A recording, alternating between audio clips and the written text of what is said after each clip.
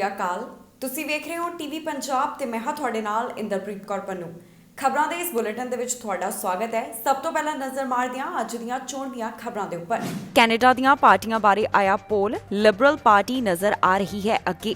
Trudeau ਕਰ ਸਕਦੇ ਕਈ ਕਾਮਿਆਂ ਦੇ ਲਈ ਟੀਕਾ ਲਾਜ਼ਮੀ, ਕਿਬੇਕ ਦੀ ਵੈਕਸੀਨ ਸਿਸਟਮ ਦੀ ਕੀਤੀ ਤਾਰੀਫ। ਅਫਗਾਨੀ ਸ਼ਰਨਾਰਥੀਆਂ ਦੀ ਪਹਿਲੀ ਫਲਾਈਟ ਪਹੁੰਚੀ ਕੈਨੇਡਾ ਦੇ ਇਮੀਗ੍ਰੇਸ਼ਨ ਮੰਤਰੀ ਨੇ ਸਾਂਝੀ ਕੀਤੀ ਇਸ ਦੀ ਜਾਣਕਾਰੀ।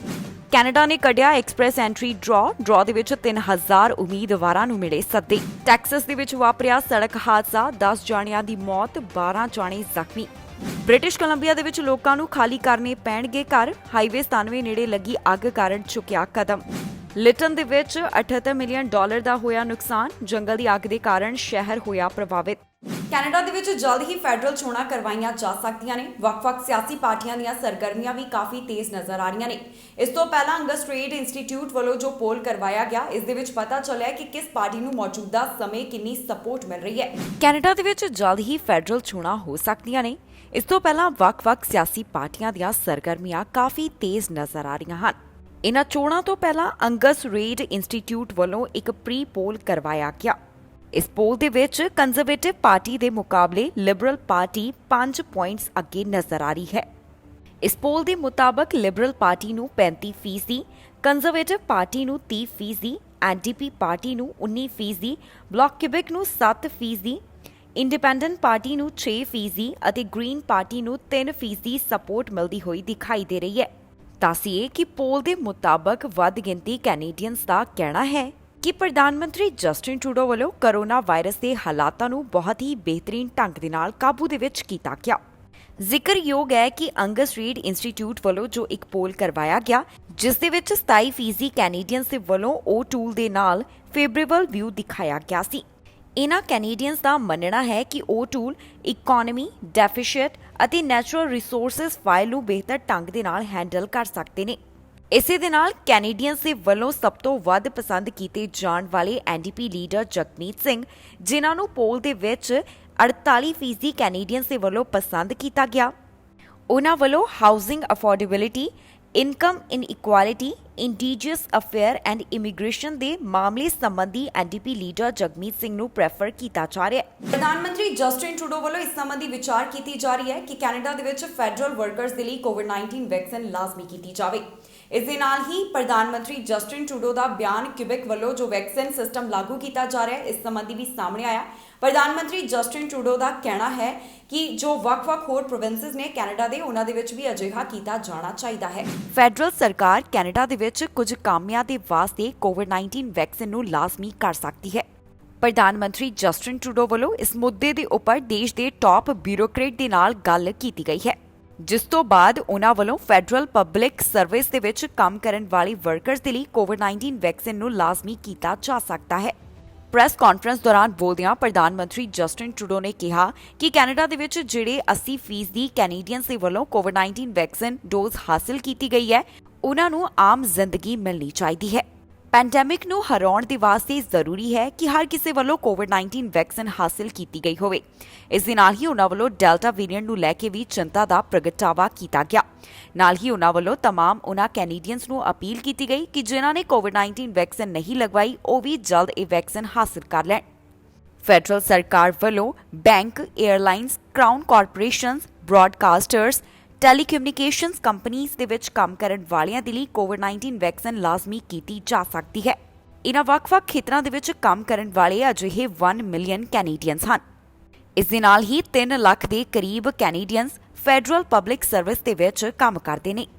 ਦੱਸਣਯੋਗ ਹੈ ਕਿ ਇਸ ਤੋਂ ਪਹਿਲਾਂ ਯੂਐਸ, ਫਰਾਂਸ ਅਤੇ ਇਟਲੀ ਦੇ ਵਿੱਚ ਫੈਡਰਲ ਵਰਕਰਸ ਦੇ ਲਈ ਕੋਵਿਡ-19 ਵੈਕਸੀਨ ਲਾਜ਼ਮੀ ਕੀਤੀ ਗਈ ਹੈ। ਇਸ ਦੇ ਨਾਲ ਹੀ ਪ੍ਰਧਾਨ ਮੰਤਰੀ ਜਸਟਿਨ ਟਰੂਡੋ ਵੱਲੋਂ ਕੋਵਿਡ-19 ਵੈਕਸੀਨ ਪਾਸਪੋਰਟ ਸੰਬੰਧੀ ਜੋ ਕਿਬੇਕ ਵੱਲੋਂ ਫੈਸਲਾ ਲਿਆ ਗਿਆ, ਇਸ ਦੇ ਉੱਪਰ ਵੀ ਵਿਚਾਰ ਸਾਂਝੇ ਕੀਤੇ ਨੇ। ਉਹਨਾਂ ਵੱਲੋਂ ਇਸ ਕਦਮ ਨੂੰ ਇੱਕ ਚੰਗਾ ਕਦਮ ਦੱਸਿਆ ਗਿਆ ਹੈ। ਨਾਲ ਹੀ ਪ੍ਰਧਾਨ ਮੰਤਰੀ ਜਸਟਿਨ ਟਰੂਡੋ ਦਾ ਕਹਿਣਾ ਹੈ ਕਿ ਕੈਨੇਡਾ ਦੇ ਵੱਖ-ਵੱਖ ਹੋਰ ਪ੍ਰੋਵਿੰਸਸ ਦੇ ਵਿੱਚ ਵੀ ਅਜਿਹਾ ਕੀਤਾ ਜਾਣਾ ਚਾਹੀਦਾ ਹੈ। ਕੈਨੇਡਾ ਦੇ ਇਮੀਗ੍ਰੇਸ਼ਨ ਮੰਤਰੀ ਵੱਲੋਂ ਜਾਣਕਾਰੀ ਦਿੱਤੀ ਗਈ ਹੈ ਕਿ ਕੈਨੇਡਾ ਦੇ ਵਿੱਚ ਅਫਗਾਨੀ ਰਿਫਿਊਜੀਜ਼ ਨੂੰ ਲੈ ਕੇ ਪਹਿਲੀ ਫਲਾਈਟ ਪਹੁੰਚ ਚੁੱਕੀ ਹੈ। ਇਹ ਉਡਾਨ ਟੋਰਾਂਟੋ ਦੇ ਵਿੱਚ ਲੈਂਡ ਹੋਈ ਹੈ ਤੇ ਆਉਣ ਵਾਲੇ ਸਮੇਂ ਦੌਰਾਨ ਹੋਰ ਵੀ ਫਲਾਈਟਾਂ ਇੱਥੋਂ ਆਉਣਗੀਆਂ, ਜਿਸ ਦੇ ਵਿੱਚ ਕੈਨੇਡਾ ਅੰਦਰ ਅਫਗਾਨੀ ਰਿਫਿਊਜੀਜ਼ ਨੂੰ ਲੈ ਕੇ ਆਂਦਾ ਜਾਵੇਗਾ। ਅਫਗਾਨੀ ਰਿਫਿਊਜੀਜ਼ ਨੂੰ ਲੈ ਕੇ ਆਉਣ ਵਾਲੀ ਪਹਿਲੀ ਫਲਾਈਟ ਕੈਨੇਡਾ ਪਹੁੰਚ ਗਈ ਹੈ। ਇਸ ਦੀ ਜਾਣਕਾਰੀ ਇਮੀਗ੍ਰੇਸ਼ਨ ਮੰਤਰੀ ਵੱਲੋਂ ਵੀ ਸਾਂਝੀ ਕੀਤੀ ਗਈ।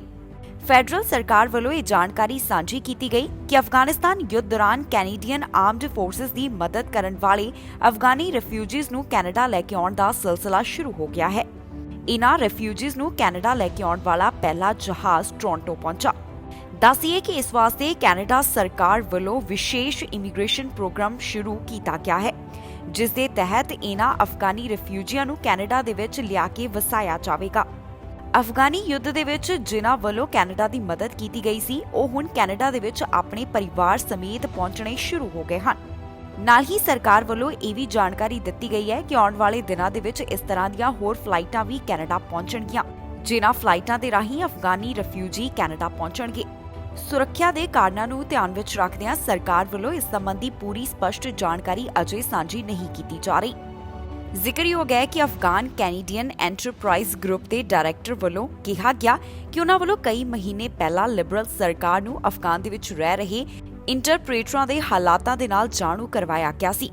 ਕੈਨੇਡਾ ਸਰਕਾਰ ਵੱਲੋਂ ਜਾਣਕਾਰੀ ਦਿੱਤੀ ਗਈ ਹੈ ਕਿ ਅਫਗਾਨ ਰਿਫਿਊਜੀਆਂ ਦਾ ਕੈਨੇਡਾ ਪਹੁੰਚਣ ਦੇ ਉੱਪਰ ਕੋਵਿਡ-19 ਟੈਸਟ ਕੀਤਾ ਗਿਆ ਅਤੇ ਇਹਨਾਂ ਵੱਲੋਂ ਕੁਆਰੰਟਾਈਨ ਦੇ ਨਿਯਮਾਂ ਦੀ ਵੀ ਪਾਲਣਾ ਕੀਤੀ ਜਾਵੇਗੀ। ਕੈਨੇਡਾ ਵੱਲੋਂ ਆਪਣੇ ਨਵੇਂ Canadian experience class express entry draw ਦਾ ਐਲਾਨ ਕੀਤਾ ਗਿਆ।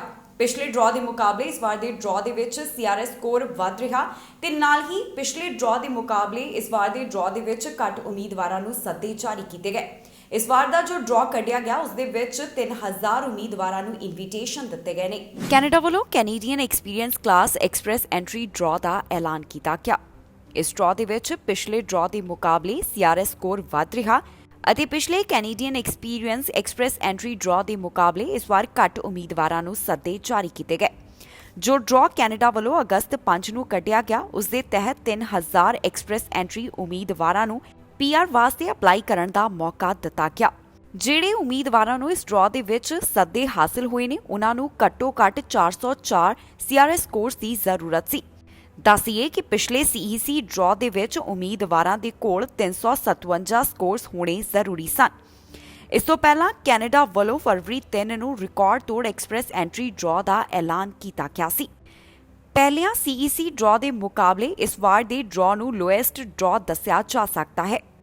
ਜ਼ਿਕਰਯੋਗ ਹੈ ਕਿ ਕੈਨੇਡਾ ਦੇ ਇਮੀਗ੍ਰੇਸ਼ਨ ਵਿਭਾਗ ਵੱਲੋਂ ਇਹ ਟੀਚਾ ਤੈਅ ਕੀਤਾ ਗਿਆ ਹੈ ਕਿ ਇਸ ਸਾਲ 4 ਲੱਖ ਤੋਂ ਵੱਧ ਇਮੀਗ੍ਰੈਂਟਸ ਦਾ ਸਵਾਗਤ ਕੀਤਾ ਜਾਵੇ, ਜਿਸ ਦੇ ਕਾਰਨ ਵੱਖ-ਵੱਖ ਸੂਬਿਆਂ ਵੱਲੋਂ ਵੀ ਡਰਾਅ ਕੱਢੇ ਜਾ ਰਹੇ ਨੇ।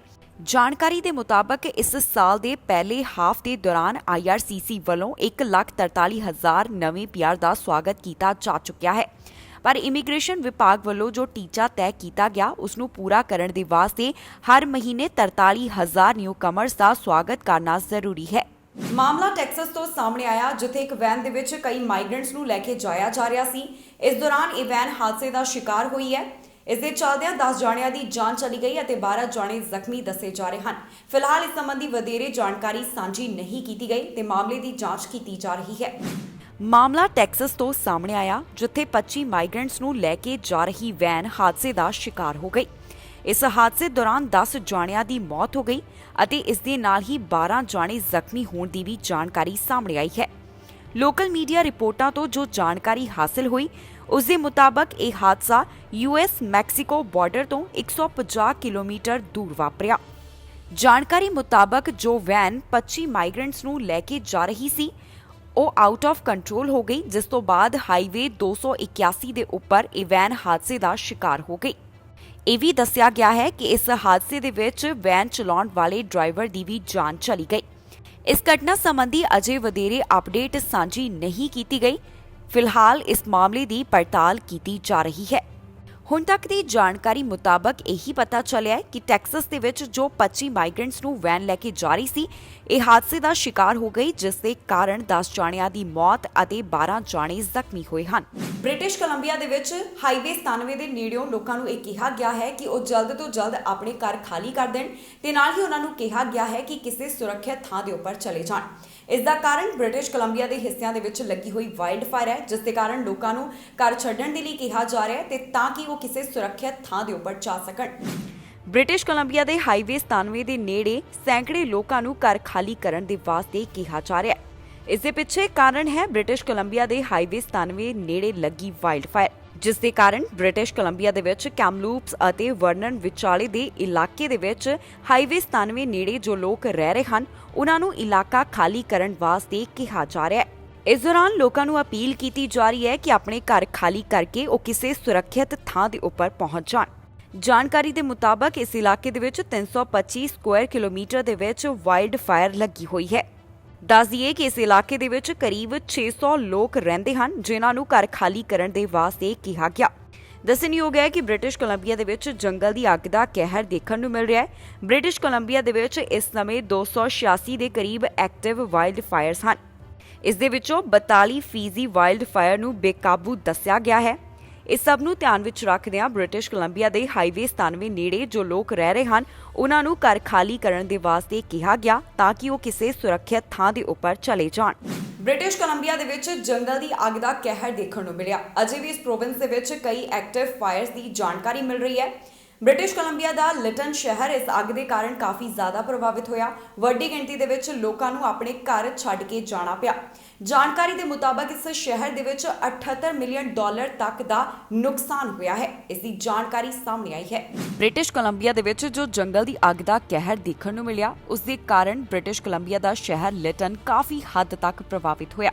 ਦਾ ਇੰਸ਼ੋਰੈਂਸ ਬਿਊਰੋ ਆਫ ਕੈਨੇਡਾ ਵੱਲੋਂ ਦੱਸਿਆ ਗਿਆ ਹੈ ਕਿ ਲਿਟਨ ਦੇ ਵਿੱਚ ਕਿੰਨਾ ਨੁਕਸਾਨ ਇਸ ਜੰਗਲ ਦੀ ਅੱਗ ਦੇ ਕਾਰਨ ਹੋਇਆ।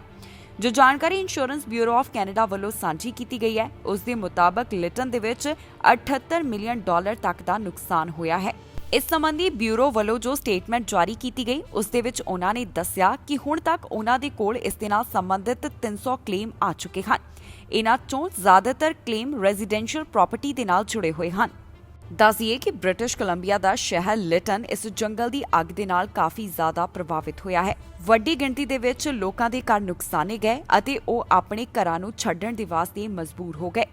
ਇਸ ਇਲਾਕੇ ਦੇ ਵਿੱਚ ਅੱਗ ਕਿਉਂ ਲੱਗੀ ਸੀ, ਅਜੇ ਇਸ ਦੀ ਜਾਂਚ ਕੀਤੀ ਜਾ ਰਹੀ ਹੈ। RCMP ਦਾ ਕਹਿਣਾ ਹੈ ਕਿ ਅਜੇ ਤੱਕ ਇਹ ਸਪਸ਼ਟ ਨਹੀਂ ਹੋ ਸਕਿਆ ਕਿ ਇਸ ਖੇਤਰ ਦੇ ਵਿੱਚ ਜੰਗਲ ਦੀ ਅੱਗ ਕਿਵੇਂ ਲੱਗੀ ਸੀ। ਇਸ ਸੰਬੰਧੀ British Columbia wildfire services ਅਤੇ ਟਰਾਂਸਪੋਰਟੇਸ਼ਨ ਸੇਫਟੀ ਬੋਰਡ ਵੱਲੋਂ ਇਹ ਜਾਣਕਾਰੀ ਦਿੱਤੀ ਗਈ ਹੈ ਕਿ ਉਹਨਾਂ ਨੂੰ ਲੱਗਦਾ ਹੈ ਕਿ ਸ਼ਾਇਦ ਇਸ ਦੇ ਪਿੱਛੇ ਟ੍ਰੇਨ ਕਾਰਨ ਹੋ ਸਕਦਾ ਹੈ।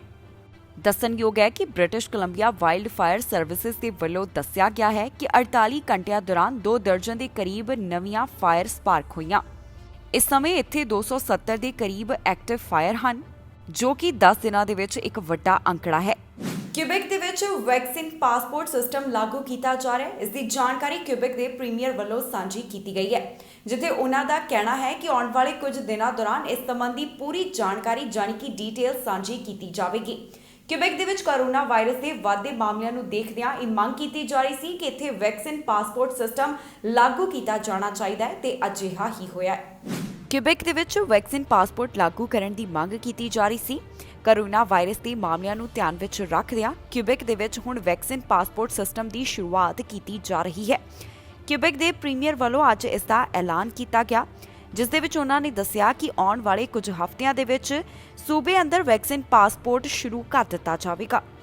ਇਸ ਵੈਕਸੀਨ ਸਿਸਟਮ ਸੰਬੰਧੀ ਵਧੇਰੇ ਜਾਣਕਾਰੀ ਆਉਣ ਵਾਲੇ ਦਿਨਾਂ ਦੇ ਵਿੱਚ ਸਭ ਦੇ ਨਾਲ ਸਾਂਝੀ ਕੀਤੀ ਜਾਵੇਗੀ।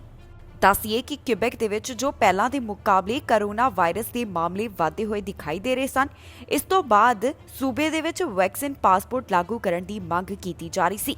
ਇਸ ਸਭ ਨੂੰ ਧਿਆਨ ਵਿੱਚ ਰੱਖਦਿਆਂ ਹੀ ਕਿਊਬੈਕ ਦੇ ਪ੍ਰੀਮੀਅਰ ਵੱਲੋਂ ਅੱਜ ਇਸ ਸੰਬੰਧੀ ਐਲਾਨ ਕੀਤਾ ਗਿਆ ਹੈ।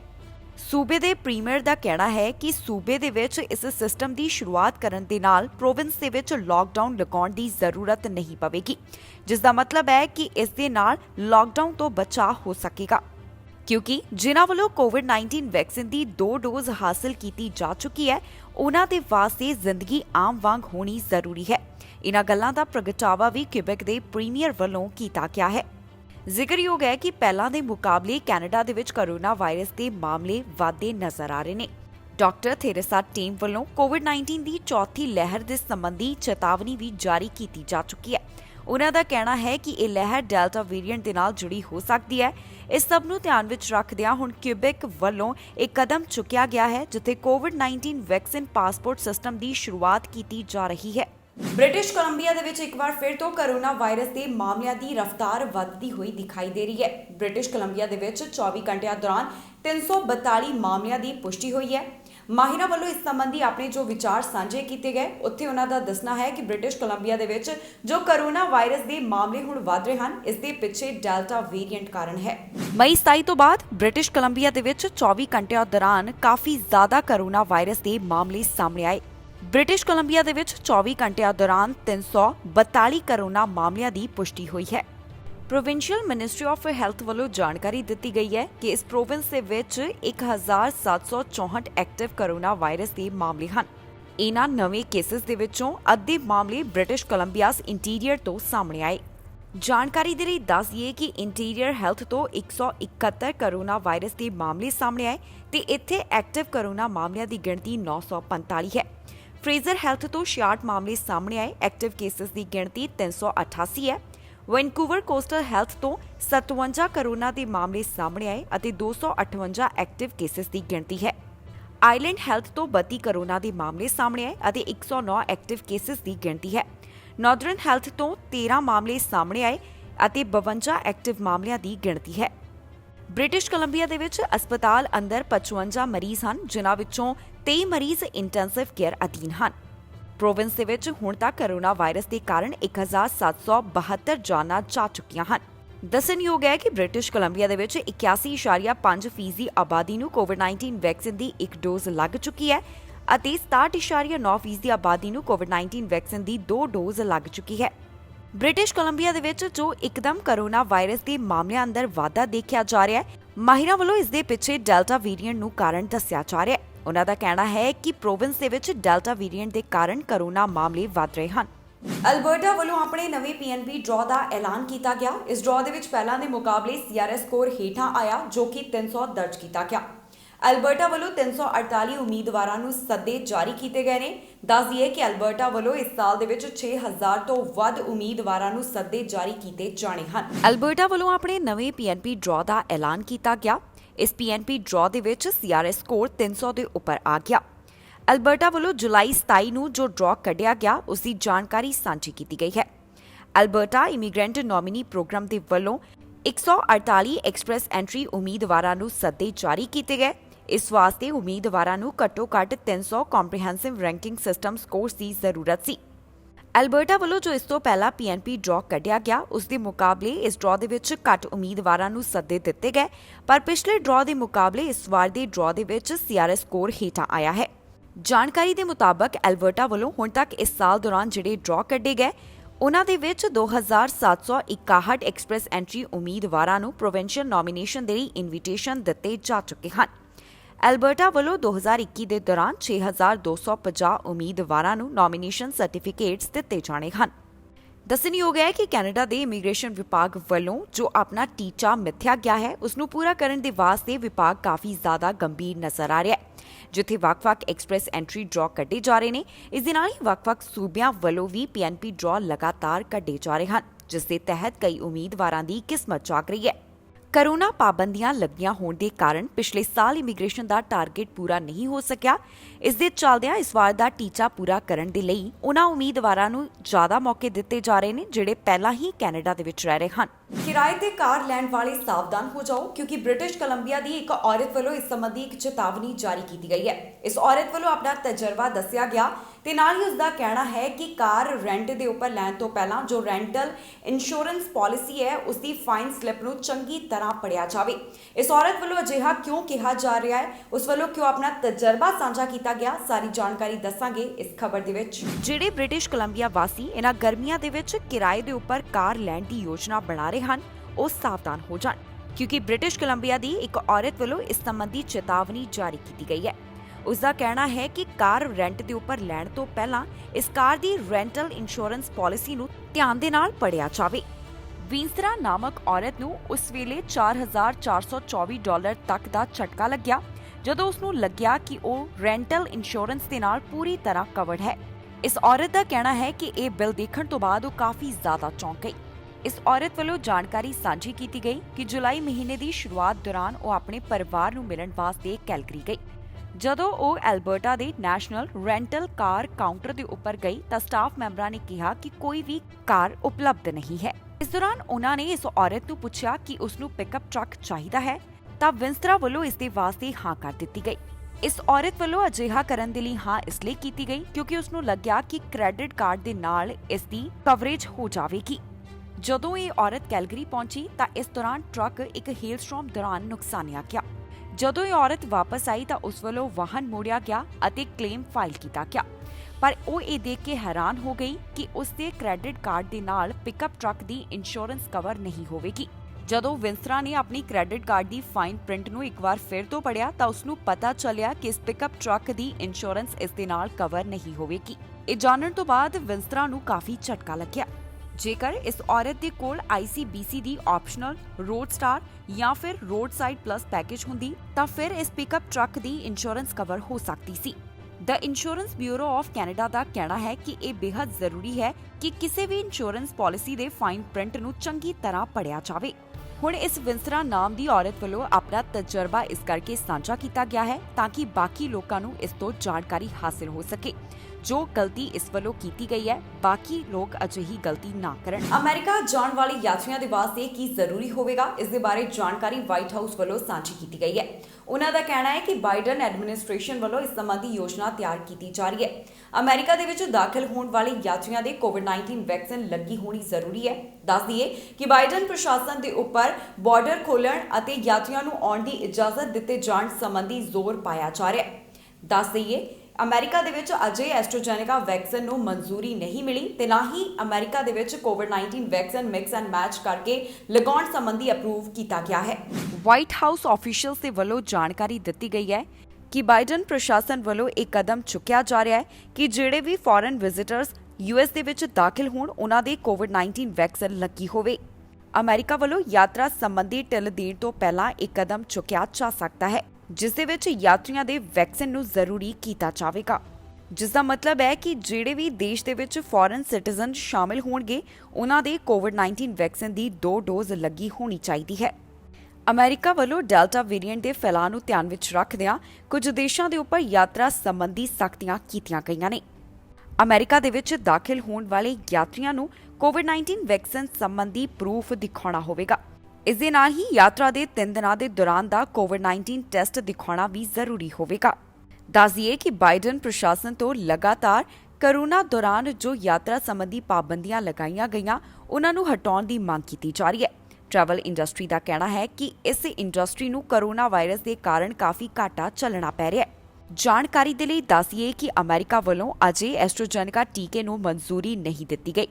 ਇਸ ਦੇ ਨਾਲ ਹੀ ਅਮਰੀਕਾ ਵੱਲੋਂ ਕੋਵਿਡ-19 ਵੈਕਸੀਨ ਨੂੰ ਮਿਕਸ ਐਂਡ ਮੈਚ ਕਰਕੇ ਲਗਵਾਉਣ ਸੰਬੰਧੀ ਵੀ ਇਜਾਜ਼ਤ ਨਹੀਂ ਦਿੱਤੀ ਗਈ, ਜਦਕਿ ਕੈਨੇਡਾ ਵੱਲੋਂ ਇਹਨਾਂ ਦੋਹਾਂ ਨੂੰ ਹੀ ਮਨਜ਼ੂਰੀ ਦਿੱਤੀ ਗਈ ਹੈ।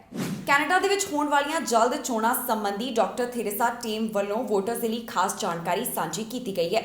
ਉਹਨਾਂ ਦਾ ਕਹਿਣਾ ਹੈ ਕਿ ਕੈਨੇਡਾ ਦੇ ਵਿੱਚ ਸੁਰੱਖਿਅਤ ਤਰੀਕੇ ਦੇ ਨਾਲ ਇਨ ਪਰਸਨ ਵੋਟਿੰਗ ਕਰਵਾਈ ਜਾ ਸਕਦੀ ਹੈ। ਕੈਨੇਡਾ ਦੇ ਵਿੱਚ ਜਲਦ ਹੀ ਚੋਣਾਂ ਕਰਵਾਈਆਂ ਜਾ ਸਕਦੀਆਂ ਨੇ, ਜਿਸ ਨੂੰ ਲੈ ਕੇ ਵੱਖ-ਵੱਖ ਸਿਆਸੀ ਪਾਰਟੀਆਂ ਦੀਆਂ ਸਰਗਰਮੀਆਂ ਕਾਫੀ ਤੇਜ਼ ਨਜ਼ਰ ਆ ਰਹੀਆਂ ਨੇ। ਪ੍ਰਧਾਨ ਮੰਤਰੀ ਜਸਟਿਨ ਟਰੂਡੋ ਵੱਲੋਂ ਕੁਝ ਹੀ ਸਮੇਂ ਦੇ ਵਿੱਚ ਗਵਰਨਰ ਜਨਰਲ ਤੋਂ ਇਹਨਾਂ ਅਰਲੀ ਚੋਣਾਂ ਸੰਬੰਧੀ ਮਨਜ਼ੂਰੀ ਲਈ ਜਾ ਸਕਦੀ ਹੈ। ਪਰ ਇਸ ਤੋਂ ਪਹਿਲਾਂ ਡਾਕਟਰ ਥੈਰੇਸਾ ਟੇਮ ਵੱਲੋਂ ਦੱਸਿਆ ਗਿਆ ਹੈ ਕਿ ਜੇਕਰ ਕਿਸੇ ਵੋਟਰ ਨੂੰ ਕਿਸੇ ਤਰ੍ਹਾਂ ਦਾ ਵੀ ਰਿਸਕ ਲੱਗਦਾ ਹੈ ਤਾਂ ਉਹ ਮੇਲ ਦੇ ਰਾਹੀਂ ਵੀ ਆਪਣੀ ਵੋਟ ਪਾ ਸਕਦਾ ਹੈ। ਹੋਰ ਉਹਨਾਂ ਵੱਲੋਂ ਕੀ ਕਿਹਾ ਗਿਆ ਦੱਸਾਂਗੇ ਸਾਰੀ ਜਾਣਕਾਰੀ ਇਸ ਖਬਰ ਦੇ ਵਿੱਚ। ਡਾਕਟਰ ਥੈਰੇਸਾ ਟੇਮ ਵੱਲੋਂ ਕੈਨੇਡਾ ਦੇ ਵਿੱਚ ਹੋਣ ਵਾਲੀਆਂ ਚੋਣਾਂ ਸੰਬੰਧੀ ਇੱਕ ਖਾਸ ਜਾਣਕਾਰੀ ਸਾਂਝੀ ਕੀਤੀ ਗਈ ਹੈ। ਡਾਕਟਰ ਟੇਮ ਦਾ ਕਹਿਣਾ ਹੈ ਕਿ ਜੇਕਰ ਕੈਨੇਡਾ ਦੇ ਵਿੱਚ ਜਲਦ ਚੋਣਾਂ ਹੁੰਦੀਆਂ ਹਨ ਤਾਂ ਫਿਰ ਇਨ ਪਰਸਨ VOTING ਸੁਰੱਖਿਅਤ ਤਰੀਕੇ ਦੇ ਨਾਲ ਕਰਾਈ ਜਾ ਸਕਦੀ ਹੈ। ਉਹਨਾਂ ਦਾ ਕਹਿਣਾ ਹੈ ਕਿ ਇਨ ਪਰਸਨ ਚੋਣਾਂ ਪਬਲਿਕ ਹੈਲਥ ਮੈਸ਼ਰਸ ਨੂੰ ਧਿਆਨ ਵਿੱਚ ਰੱਖਦਿਆਂ ਕਰਵਾਈਆਂ ਜਾ ਸਕਦੀਆਂ ਨੇ। ਪ੍ਰੈਸ ਕਾਨਫਰੰਸ ਦੇ ਵਿੱਚ ਬੋਲਦਿਆਂ ਕੈਨੇਡਾ ਦੇ ਚੀਫ ਪਬਲਿਕ ਹੈਲਥ ਆਫੀਸਰ ਨੇ ਕਿਹਾ ਕਿ ਹੈਲਥ ਪ੍ਰੋਟੋਕਾਲਸ ਅਤੇ ਵੱਧ ਕੋਵਿਡ-19 ਵੈਕਸੀਨ ਰੇਟ ਚੋਣ ਕੇਂਦਰਾਂ ਦੇ ਵਿੱਚ ਵੋਟਰਸ ਨੂੰ ਸੁਰੱਖਿਅਤ ਕਰ ਸਕਦਾ ਹੈ। ਦੱਸੀਏ ਕਿ ਕੈਨੇਡਾ ਦੇ ਪ੍ਰਧਾਨ ਮੰਤਰੀ ਜਸਟਿਨ ਟਰੂਡੋ ਆਉਣ ਵਾਲੇ ਹਫ਼ਤਿਆਂ ਦੇ ਵਿੱਚ ਕੈਨੇਡਾ 'ਚ ਚੋਣਾਂ ਕਰਾਉਣ ਦੇ ਲਈ ਗਵਰਨਰ ਜਨਰਲ ਤੋਂ ਪੁੱਛ ਸਕਦੇ ਹਨ। ਜ਼ਿਕਰਯੋਗ ਹੈ ਕਿ ਕੈਨੇਡਾ ਦੀਆਂ ਪਿਛਲੀਆਂ ਫੈਡਰਲ ਚੋਣਾਂ ਅਕਤੂਬਰ 2019 ਦੇ ਵਿੱਚ ਹੋਈਆਂ ਸਨ।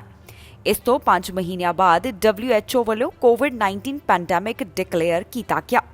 ਇਸ ਦੇ ਨਾਲ ਹੀ NDP ਲੀਡਰ ਜਗਮੀਤ ਸਿੰਘ ਵੱਲੋਂ ਮੌਜੂਦਾ ਹਾਲਾਤਾਂ ਨੂੰ ਧਿਆਨ ਵਿੱਚ ਰੱਖਦਿਆਂ ਗਵਰਨਰ ਜਨਰਲ ਨੂੰ अर्ਲੀ ਇਲੈਕਸ਼ਨਸ ਦੇ ਲਈ ਨਾ ਕਰਨ ਦੇ ਵਾਸਤੇ ਕਿਹਾ ਗਿਆ ਸੀ। ਇਸ ਦੇ ਨਾਲ ਹੀ ਬਲਾਕ ਕਿਊਬਿਕ ਦੇ ਲੀਡਰ ਦਾ ਕਹਿਣਾ ਹੈ ਕਿ ਡੈਲਟਾ ਵੇਰੀਐਂਟ ਦੇ ਖਤਰੇ ਦੌਰਾਨ ਕੈਨੇਡਾ ਦੇ ਵਿੱਚ अर्ਲੀ ਚੋਣਾਂ ਕਰਵਾਉਣਾ ਖਤਰਨਾਕ ਸਾਬਤ ਹੋ ਸਕਦਾ ਹੈ।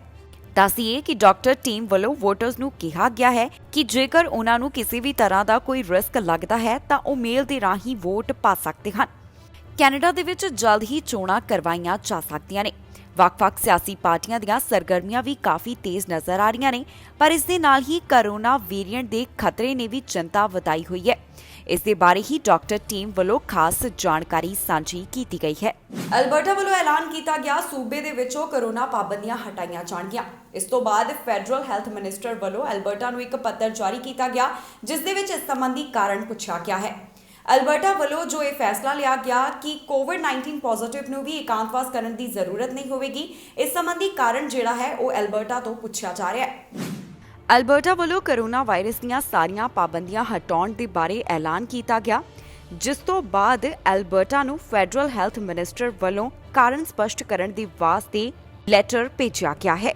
ਉਨ੍ਹਾਂ ਵੱਲੋਂ ਕਿਹਾ ਗਿਆ ਕਿ ਮੌਜੂਦਾ ਹਾਲਾਤਾਂ ਨੂੰ ਦੇਖਦਿਆਂ ਸੂਬੇ ਦੇ ਵਿੱਚ ਕੋਵਿਡ ਅਤੇ ਡੈਲਟਾ ਵੇਰੀਐਂਟ ਦੇ ਮਾਮਲਿਆਂ ਦੇ ਵਿੱਚ ਵਾਧਾ ਹੋ ਸਕਦਾ ਹੈ ਤੇ ਇਹ ਸੂਬਾ ਸਰਕਾਰਾਂ ਦੀ ਜ਼ਿੰਮੇਵਾਰੀ ਬਣਦੀ ਹੈ ਕਿ ਉਹ ਇੱਥੋਂ ਦੇ ਲੋਕਾਂ ਨੂੰ ਕੋਰੋਨਾ ਵਾਇਰਸ ਤੋਂ ਸੁਰੱਖਿਅਤ ਕਰ ਸਕਣ ਤੇ ਇਸ ਵਾਸਤੇ ਲੋੜੀਂਦੇ ਕਦਮ ਚੁੱਕਣ।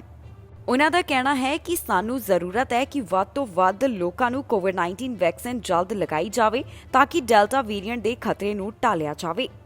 ਦੱਸ ਦਈਏ ਕਿ ਬੀਤੇ ਹਫ਼ਤੇ ਅਲਬਰਟਾ ਵੱਲੋਂ ਐਲਾਨ ਕੀਤਾ ਗਿਆ ਕਿ ਜਿਹੜੇ ਕੋਵਿਡ ਪੋਜ਼ਿਟਿਵ ਦੇ ਸੰਪਰਕ ਦੇ ਵਿੱਚ ਆਉਣ ਵਾਲੇ ਨੇ ਉਹਨਾਂ ਨੂੰ ਕੁਆਰੰਟਾਈਨ ਦੀ ਜ਼ਰੂਰਤ ਨਹੀਂ ਹੋਵੇਗੀ ਅਤੇ 16 ਅਗਸਤ ਤੋਂ ਕੋਵਿਡ ਪੋਜ਼ਿਟਿਵ ਲੋਕਾਂ ਨੂੰ ਵੀ ਕੁਆਰੰਟਾਈਨ ਕਰਨ ਦੀ ਜ਼ਰੂਰਤ ਨਹੀਂ ਹੋਵੇਗੀ।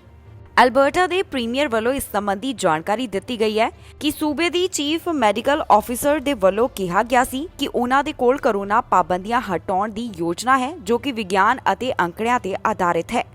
ਹਾਲ ਹੀ ਦੇ ਵਿੱਚ ਡਾਕਟਰ ਹਿੰਸ਼ਾ ਵੱਲੋਂ ਅਲਬਰਟਾ ਵਾਸੀਆਂ ਤੋਂ ਉਲਝਣ, ਡਰ ਜਾਂ ਫਿਰ ਗੁੱਸਾ ਪੈਦਾ ਕਰਨ ਦੇ ਲਈ ਮੁਆਫੀ ਵੀ ਮੰਗੀ ਗਈ ਹੈ, ਪਰ ਨਾਲ ਹੀ ਉਹਨਾਂ ਵੱਲੋਂ ਇਹ ਵੀ ਕਿਹਾ ਗਿਆ ਕਿ ਸੂਬੇ ਦੇ ਵਿੱਚ ਕੋਵਿਡ ਟੈਸਟਿੰਗ, ਆਈਸੋਲੇਸ਼ਨ ਅਤੇ ਕੰਟੈਂਟ ਟ੍ਰੇਸਿੰਗ ਹਟਾਏ ਜਾਣਾ ਅਲਬਰਟਾ ਵਾਸੀਆਂ ਦੇ ਲਈ ਮਦਦਗਾਰ ਸਾਬਿਤ ਹੋਵੇਗਾ।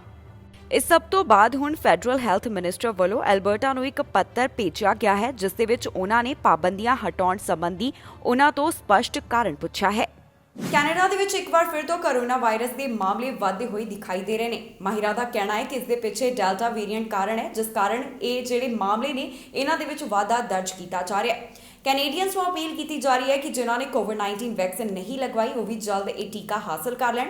ਇਸ ਖਬਰ ਦੇ ਵਿੱਚ ਜਾਣਕਾਰੀ ਤੁਹਾਡੇ ਨਾਲ ਕੈਨੇਡਾ ਦੇ ਤਾਜ਼ਾ ਹਾਲਾਤਾਂ ਸੰਬੰਧੀ ਸਾਂਝੀ ਕਰਾਂਗੇ। ਓਨਟਾਰੀਓ ਤੋਂ 24 ਘੰਟਿਆਂ ਦੌਰਾਨ 213 ਕੋਰੋਨਾ ਦੇ ਮਾਮਲੇ ਸਾਹਮਣੇ ਆਏ।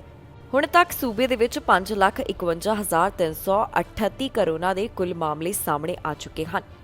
ਟੋਰਾਂਟੋ ਤੋਂ 44, ਪੀਲ ਰੀਜਨ ਤੋਂ 31, ਹੈਮਿਲਟਨ ਤੋਂ 18, ਯਾਰਕ ਰੀਜਨ ਤੋਂ 18, ਵਿੰਡਸਰ ਐਸੈਕਸ ਤੋਂ 17, ਵਾਟਰਲੂ ਰੀਜਨ ਤੋਂ 14 ਮਾਮਲਿਆਂ ਦੀ ਪੁਸ਼ਟੀ ਹੋਈ ਹੈ। ਹੁਣ ਤੱਕ ਇਸ ਪ੍ਰੋਵਿੰਸ ਦੇ ਵਿੱਚ ਕੋਰੋਨਾ ਵਾਇਰਸ ਦੇ ਕਾਰਨ 9,374 ਜਾਨਾਂ ਜਾ ਚੁੱਕੀਆਂ ਹਨ। ਓਨਟਾਰੀਓ ਦੇ ਵਿੱਚ 80.7% ਦੀ ਆਬਾਦੀ ਨੂੰ ਕੋਵਿਡ-19 ਵੈਕਸੀਨ ਦੀ ਇੱਕ ਡੋਜ਼ ਅਤੇ 70.5% ਦੀ ਆਬਾਦੀ ਨੂੰ ਕੋਵਿਡ-19 ਵੈਕਸੀਨ ਦੀਆਂ 2 ਡੋਜ਼ ਲੱਗ ਚੁੱਕੀਆਂ ਨੇ।